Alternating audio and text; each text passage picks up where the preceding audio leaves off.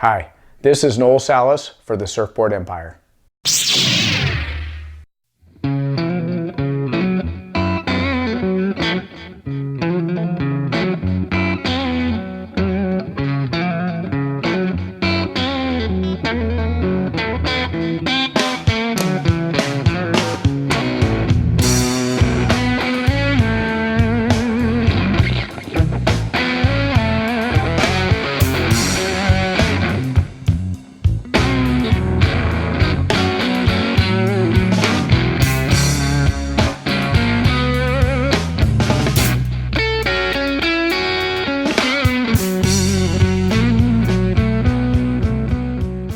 Hey guys, welcome to Surf and Show.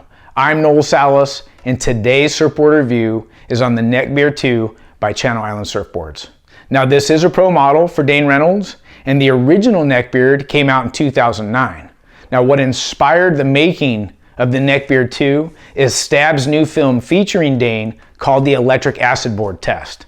Now Aaron and I got in the car, drove up to Santa Barbara, sat down with Britt Merrick for the inside scoop on the story behind the making of the Neckbeard 2. I highly recommend you watch that interview because I think you'll enjoy it. Now as we dive into this review, we're going to be looking at three boards. All three boards are custom, they're all the exact same dimensions, but they're in three different constructions. We have it in Spine-Tek EPS, we have it in PU, and we have it in EPS with the wood stringer and the medium glass-on fins. Now the folks at CI wanted me to ride something similar to what Dane was riding in the Stab Electric Acid Board Test, and I'm excited to talk about this review. We're gonna talk about the attributes, what it felt like under my feet, and we're gonna look at a bunch of waves together. So this is gonna be super fun. Get your favorite drink, sit back, and enjoy the show. As we dive into the attributes of this board, I want to first mention that CI's website talks about this being that 1 to 4 foot board, and it does those wave sizes real well. It's got the low entry rocker so it paddles good. It's a staged rocker here, making it very forgiving, able to get through the flat spots, and has that quick get up and go speed. So those are things that we need for small waves. But as we get into the back here, there is a slight hip, so we got a little something to pivot off of, and we can keep it nice and progressive in the pocket because it has such a wide tail here, right? But the other thing that's really important is that it has a medium exit rocker. And one of the things that I noticed when I was surfing it, I was thinking with all that surface area, is it really going to be able to do what I want to do off the bottom and in the pocket? And to my surprise, it surfed not only good as a groveler, but it really surprised me in that 2 to 4, even in the 6 foot range. So it's a combination of its single concave, giving it tons of lift and speed, and then the slight bump or hip here, and then this tail with carrying that much surface area. This board was really fast, and it wasn't just fast. I felt like I had good flow on it. And there's something in my mind about seeing this big old chopped off tail back here, like it wouldn't have flow. I felt like it was going to be rigid and kind of turn real abrupt. And I felt like I could do those abrupt, quick pop pivot turns, but then I could also come off the bottom and do big round turns and kind of blow the tail and throw it out.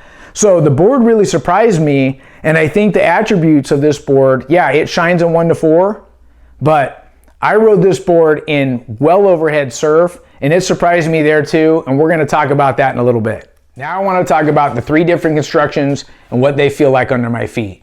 We'll start with the Spine-Tek EPS. Now this is my third model, right? We've had the OG Flyer and the Rocket Wide, and I really like this construction for a couple different reasons. First, I want to say that it's a bit stiffer, right? We talk about flex and springing in and out of turns, and the EPS offers that. But what I like about the Spine-Tek is that I feel like when I'm on the bottom turn or top turns and I'm compressing with all the speed and my weight, the board's loading. But what I like about it is I don't feel like it's loading as much or as hard or far, but when it loads, because it's stiffer, it flexes me faster, and I feel like it's giving me more consistency in my turns. So whether I'm on the sweet spot or not, I feel like it's a bit more predictable compared to maybe the EPS with the wood stringer. What I like about the EPS is this is going to feel a little bit more like a PU. Why? Because they both have the wood stringers. This is definitely more lively, And what I thought was interesting is since this had the medium glass on fins, I didn't order this board this way. This is what CI did for me. And I would have never put a medium glass on fin. I would have done large because this is made for 1 to 4 foot waves.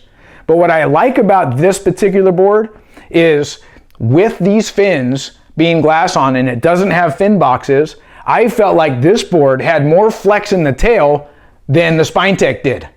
And it doesn't have any carbon hits on the sides here. So there was a great connection for me with this board. I also felt like because of all the surface area in the tail, that this board, even with the medium fin, generated a lot of speed. So this board felt great too. And it's not as durable as the Spine-Tek. The Spine-Tek, because it has the carbon here under the front foot, you have less pressure dents. Now let's talk about good old faithful PU. What I like about the PU is it's not going to have that chatter. Now, I felt like the Spine-Tek had less vibration while surfing compared to the one with the wood stringer. And the PU, what I liked is sometimes when there's a riv in the wave or it has a ripple or like a side wave in it, this board will really settle down. The PU will settle down and I can drive through my cutbacks. And what I love about this is its consistency and feel.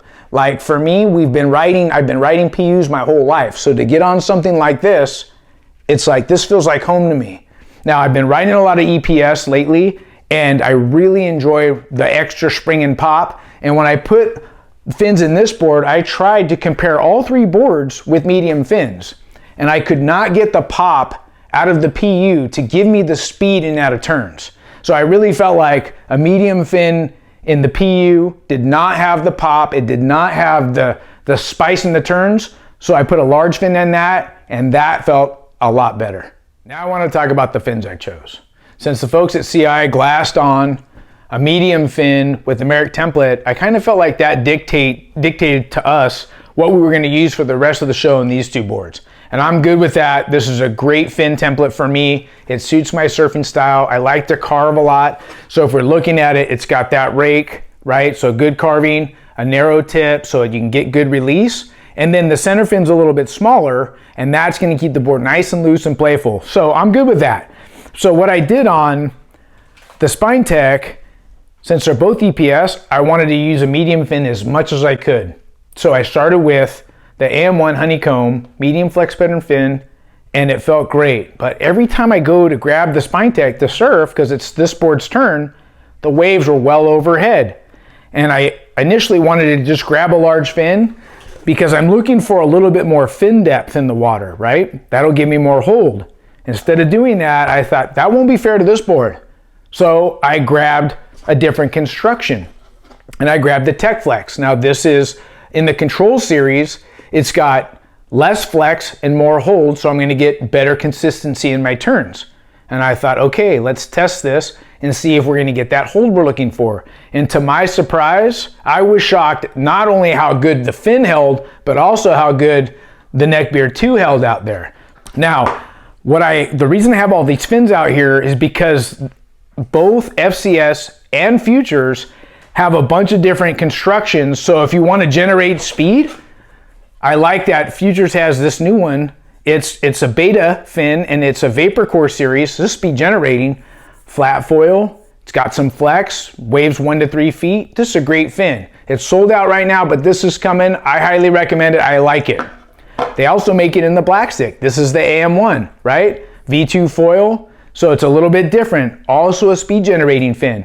My point to this is we've got different flex patterns for different situations. We've got bigger waves, smaller waves. We got lighter guys, heavier guys. It's a great template and you have all these options. Now, I like that Futures has the speed generating, but FCS, they have the Shaper series. This is like honeycomb here, which is going to be a little bit more comparable to this one over here, right? AM1 in the honeycomb. Then you got the Performance Core, and if you look at it, that looks a lot like the RTM Tech 1, right? And what's new for FCS is FCS 2, they have it in the Air Core. So this is going to be lighter and a little bit stiffer than this fin. And I have this in the Philippe Toledo fin, and I really like it. So, you have a lot of different options and flex patterns, and instead of just grabbing a large fin, I'm thinking, shoot, I'm gonna try a Tek Flex. I could have also went with the fiberglass fin, so unlimited options. That's what I did on these two boards. Well, actually this board to compare with that board. And then on the PU, I went with a large fin. Now I did try the AM1 and it just didn't have the speed I was looking for. Still good hold, but it just didn't have that pop and speed in and out of turns. So I used the RTM Tek 1 and I really liked it, and this board felt great with this fin. So I'm calling the Neckbeard 2 a one board quiver. Let's look at 1 to 2 foot surf. Look at its flat right there. Decent little turn, projecting around that to get to that turn. I like the flow. Look, bottom turn, top turn, nice little wrap, speed the whole time. There it is, quick pivot, nice quick roundhouse, getting a little bit of speed. This is the glass on fin board. Look at the EPS. It's got a good spice to it the whole time. Now we're jumping into 3 to 4 foot surf. This is a great height for this board on top of groveling. Look at this down the line speed, hit this first turn, nice spray there, getting a little free on the tail, and then hitting this late but able to get up on top of it. Here's the PU, just feeling solid in that turn. Here's the Spine-Tek. I like the turns that I'm able to do on it, and like I said, it feels really solid. I like the PU right here, nice turn, able to gain speed there. Now we're in 5 to 7 foot surf. Glass on fins, board feeling really, really good. It's holding just fine with the medium fins, and that wave was overhead the whole time. Here's a good size wave. There's some texture on the surface, and the board still held in real good. This is the Tek Flex medium fin. Watch the bottom turn. Good hold there, nice little top turn getting loose. That board just felt good. I really enjoyed surfing the Spine-Tek in a little bit bigger surf. It challenged me. Nice turn right there. Watch the tail get loose under the lip. Real playful and a lot of fun.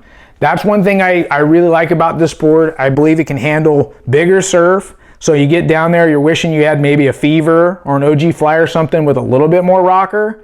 This board can handle its own out there, and I think you guys will really like it. So let's look at the constructions with flex and feel. I took 3 lefts, doing similar turns. This is the EPS with glass on fins, smaller wave, board's pivoting well, good pop. This is a Spine-Tek. Similar turns, good combinations the whole time with good flow. Here's the PU. It's a little bit bigger wave, large fin, feeling good. You can see the turns are a little bit more drawn out. It doesn't have the pop, but it still goes good. So this is about progression in magic boards. The Neckbeard 2 had a lot of speed. I felt like it was always throwing a lot of water, and I just felt really super comfortable. What I normally do, a reverse, it was faster. I just felt more comfortable. Small sections, putting it on rail, and I just felt like I could do anything, or try anything at least, and where I get a quick turn and be able to get the tail to release. At sometimes other boards it can be harder. Or if I do a turn that I don't normally stand up, doing a turn like that and popping up, that's what I'm talking about. Magic boards are there for you, and they push you outside your comfort zones, and that's how the Neckbeard 2 felt for me.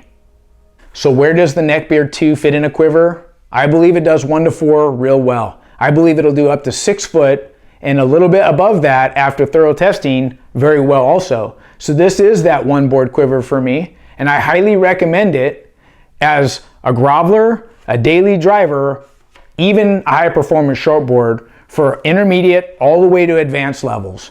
Now, if you're asking yourself, which one did I like best? Well, there were certain things I liked about each, but if I have to narrow it down, I'm going with Spine-Tek. Why? The flex pattern felt the best for me. I felt like it was lively, and I'd probably ride this board in 1 to 6 foot on a regular basis. So I'd want it to be a little bit more durable. So this Spine-Tek is more durable than both the PU and the EPS. And the other thing is, I'd probably order 2 of these, because now I want a glass on medium in the Spine-Tek, and I'd also order one with boxes so that way I can mess around with the different fin templates. Now the other thing I would want to do, and I know this is a big ask, but since Britt and I've been talking about flex and tail a lot and how carbon tightens it up, maybe half the carbon would be good, right? Take this half off, have it just back here so it protects from my toe side and my heel side so it doesn't pop under here. That would actually give me more flex in the tail from here forward. Just saying, but that's what I would want custom. Well guys, I hope you enjoyed today's review on the Neckbeard 2. I had a blast and it's a favorite for 2018 for sure. Look, if this board's not on your radar, it should be. Special shout out thanks to the folks at CI for sending these boards down for review. I had a blast. Look, if you like the show, subscribe. You can also find us at surfandshow.com. That's it for today. Until next time, see you in the water. Bye-bye.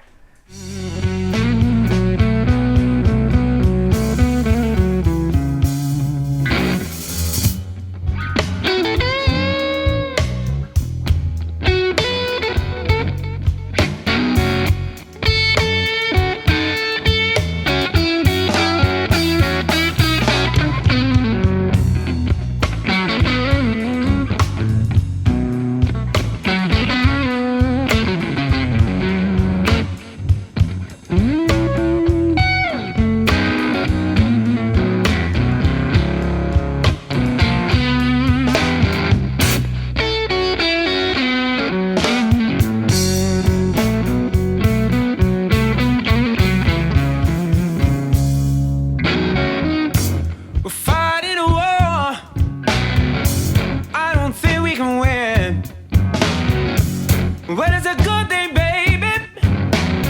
I ain't thinking. Hey, step away from that pit now, baby. Ain't nothing but hell down there. Ooh. Say, many good men died young, child, and some bad ones, cold and gray.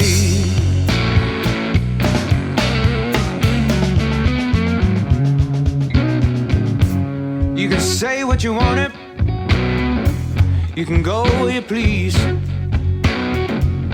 With a heart inside, child, that's the only thing I see. Hey, step away from that pit now, baby. Ain't nothing but hell.